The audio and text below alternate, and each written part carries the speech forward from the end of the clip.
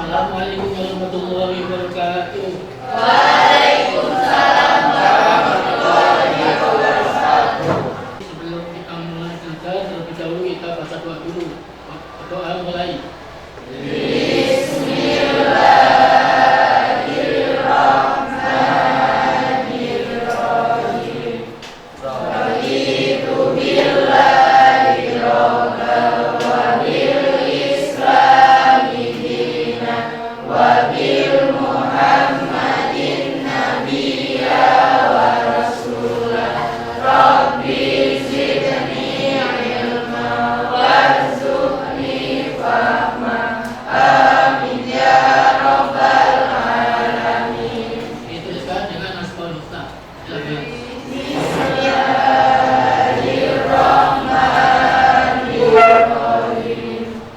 Bismillahi badana walhamduli rabbina wassalatu wassalam lin nabi habibina ya Allah ya Rabbana anta masuduna ridhoka madlubuna dunyana wa urona ya Rahmanu ya Rahim ya Maliku ya Qudus ya Salamu ya Mu'min ya Muhaimin ya Aziz ya Jabbar ya Mutakabir ya Khaliku ya Bari ya Musawwir ya Ghaffar ya Qahharu ya Wahhab ya Razzaqu ya Fattar ya Alimu ya Khabir ya Basitu ya Ghafir ya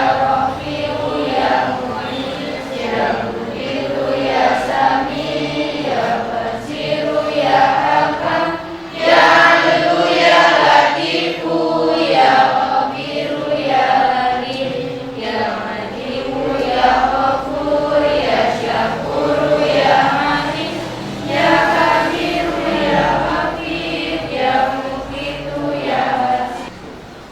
Baik. Sebelum kita mulai pelajaran, baca absen terlebih dahulu ya. Adinda, Arif, Fatur Rahman, Jin, Arif Sultan, Arif Yulia, Azmi, Hadir. Bangkit, Bilal, Hadir. Irfan, Hadir. Erika, Hadir. Evan, Tam. Ini udah kemarin Abbas dan Afan. Lulu, Azam,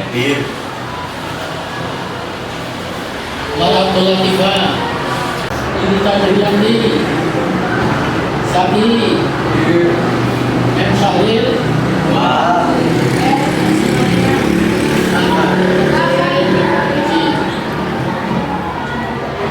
Tegar, Alvin. Ini kami juga banyak tanya di mana Kevin? Ayo, Bi. Terus, Sabi,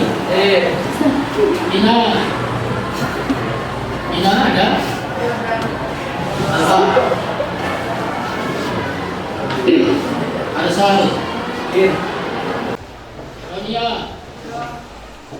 Ria Yunita, Hadir. Wasila, Bulan Ayu Rahmawati, Yunita Triyanti, Saki, M. Syahril, Alfa, Tidar, Kevin. Ini Kevin juga banyak tanya di mana Kevin? Ayo, Bi. Terus, Sapi, Ina ada? Apa?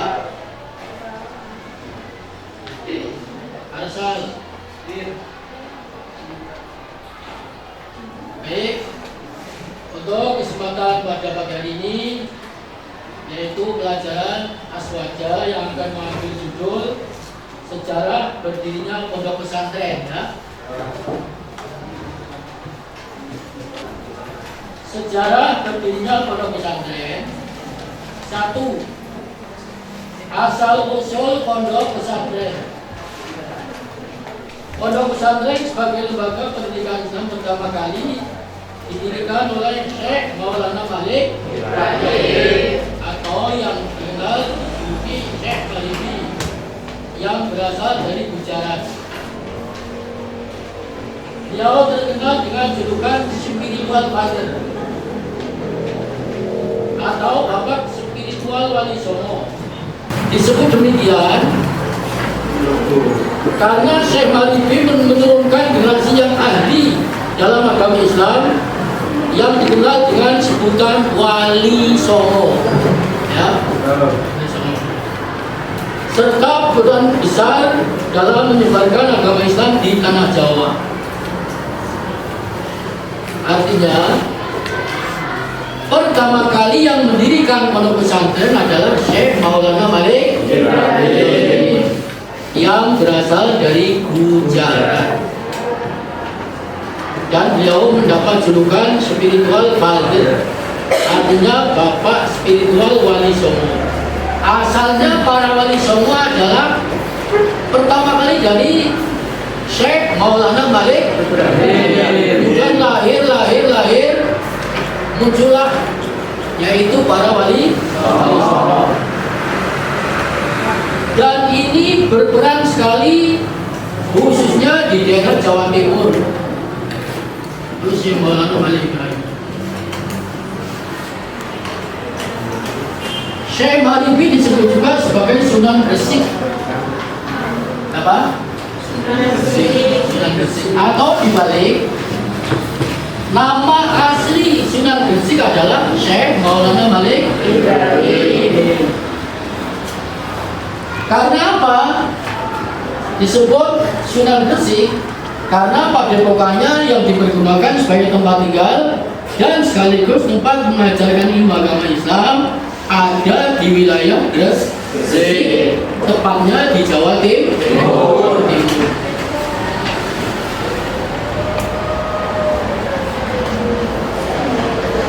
Di daerah Kediri sana. Jadi di pantai.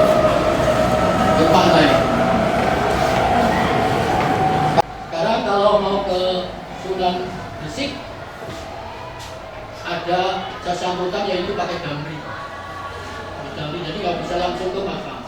Nah itu Sunan Gresik. Pada awalnya rintisan pesantren tidak hanya menekankan misi pendidikan, melainkan juga misi dakwah. Ya. Tidak hanya membawa misi pendidikan, tapi juga membawa misi dakwah. Dan misi dakwah lebih menonjol daripada misi pendidikan. Artinya selama di mana-mana. Itu sumbernya dari pondok yang awalnya hanya pendidikan. Tapi yang terkuat adalah misinya misi dakwah, mengajak untuk amar ma'ruf nahi munkar. Dan misi dakwah lebih menonjol daripada misi pendidikan. Lembaga dakwah merupakan lembaga terkuat di Indonesia. Lembaga ini selalu mencari lokasi baru agar dapat mengembangkan misinya. Setelah berdiri di Jawa Timur, ya, tepatnya di Gresik, lalu kemudian berkembang, selalu mencari tempat yang strategis untuk mendirikan pondok pesantren. Awalnya adalah Syekh Maulana Malik Ibrahim yang terkenal dengan julukan spiritual father atau nama asli dari Sunan Gresik.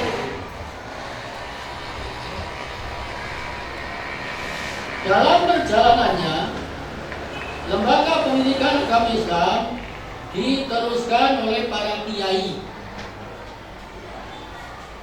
Jadi setelah Wali Songo wafat, yang meneruskan perjuangan pondok pesantren adalah para kiai. Para kiai ini biasanya menyediakan tempat tinggal untuk para santri yang ingin menelaah kitab-kitab klasik dan kemudian dikenal dengan nama pondok pesantren. Masih ingatkah? Pondok itu berasal dari bahasa apa? Bahasa Arab. Yang berarti tempat tinggal sementara.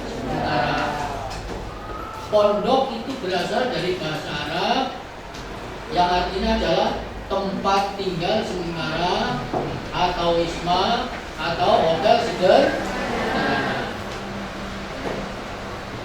Pesantren kata dasarnya adalah santri ditambahi awan pengairan artinya menjadi pondok pesantren.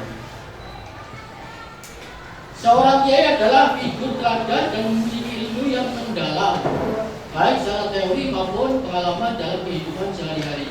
Artinya, kalau sudah disebut dengan nama kiai, itu menguasai ilmu secara teori maupun secara praktek. Secara ilmu maupun praktek. Makanya di pondok pesantren itu diberikan ilmu dan sekaligus disuruh praktek. Contoh, diajarin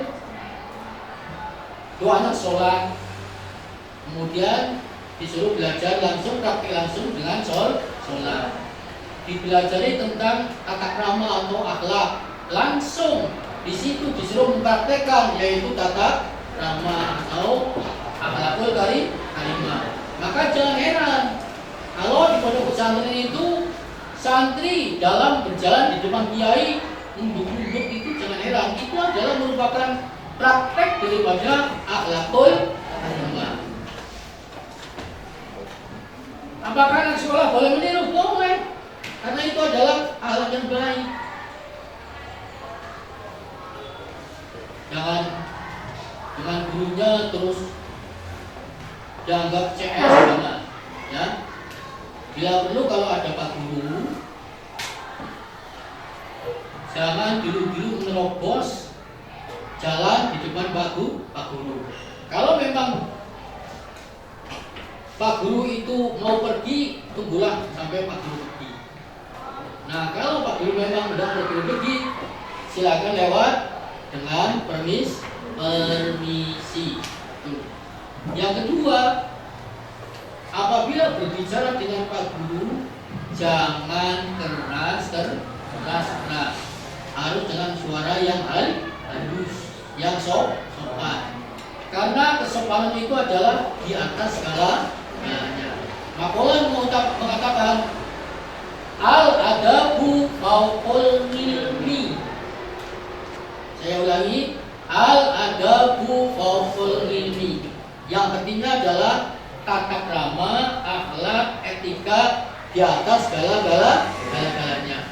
Kalian punya ilmu, tapi nggak punya tata krama, nggak punya akhlak, maka harga diri kalian akan merosot. Akan tetapi walaupun ilmunya pas-pasan, tetapi memiliki akhlak yang baik, akhlakul karimah, maka seakan-akan anak tersebut terangkat dengan akhlak itu yang baik. Paham ya? Nah, itu biasanya diajarkan di pondok pesantren. Lanjut. Pondok pesantren yang didirikan oleh seorang kiai mendapatkan sambutan positif dari kalangan masyarakat. Artinya, pesantren yang berdiri di tengah-tengah masyarakat itu mendapat respon positif dari masyarakat. Makanya masyarakat berbondong-bondong untuk memondokkan anaknya. yang mau. Kalau banyak mau ya biasanya nggak mondok. Gak apa-apa asalkan ngaji. Karena sumber daripada ilmu agama adalah mengaji. Hal ini dibuktikan dengan ketika awal berdirinya pesantren, seorang kiai memilih tempat atau lokasi pesantren dari hasil wakaf para dermawan. Makanya di mana ada pondok pesantren itu dibangun, didirikan, biasanya orang di sekelilingnya tidak segan-segan untuk mewakafkan tanahnya untuk dibikin pondok pesantren. Itu di mana-mana. Walaupun tidak semuanya, pasti ada yang mewakafkan tanahnya untuk didirikan pondok pesantren. Nah, itu bukti bahwa masyarakat sangat merespon positif dengan adanya pondok pesantren. Biasanya pesantren berdiri ketika kehidupan masyarakat banyak bertentangan dengan syariat Islam. Biasanya kiai dalam memilih lokasi pondok pesantren, yaitu di tengah-tengah masyarakat yang jauh dari ulama atau jauh dari pengertian agama, maka di situ didirikanlah pondok pesantren. Kadang-kadang orangnya atau masyarakatnya tidak pada sholat, tidak pada puasa, apalagi hukum Islam itu tidak tahu. Kadang-kadang yang tahu saja, kadang-kadang dilanggar. Makanya disitulah biasanya didirikan pondok pesantren. Kenapa saya ngomong biasanya tahu kok dilanggar atau ditentang? Contoh, kalian pernah makan keong? Belum. Kalian pernah makan kodok? Pernah kan? Nah itu salah satu hukum yang dilanggar, karena keong, kodok itu adalah 80% ulama mengharamkan. Ya, kalau yang sudah, tapi kalau yang belum jangan diulangi lagi.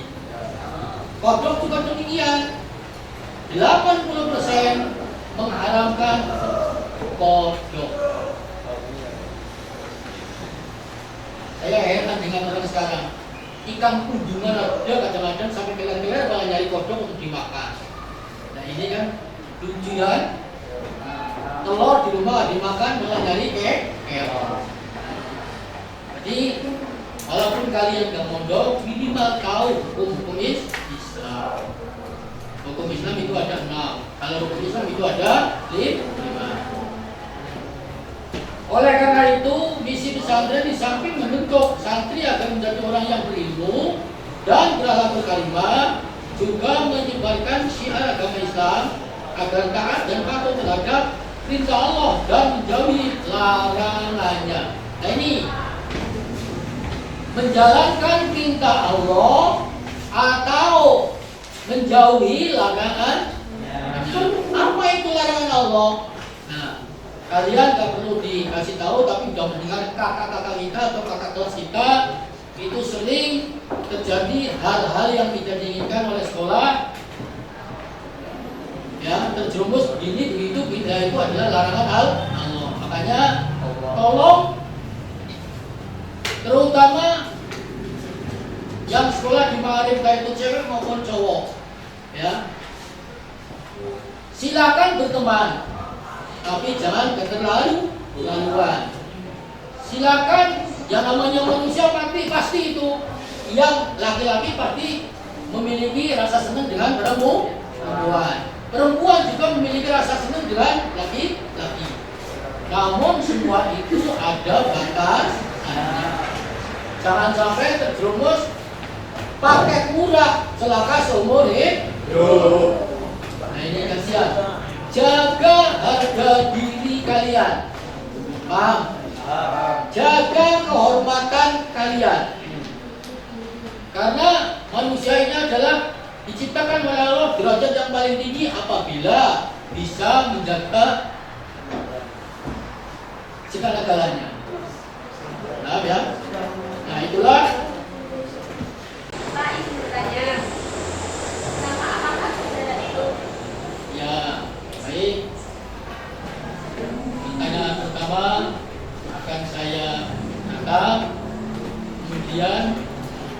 Selanjutnya pertanyaan yang kedua, silakan.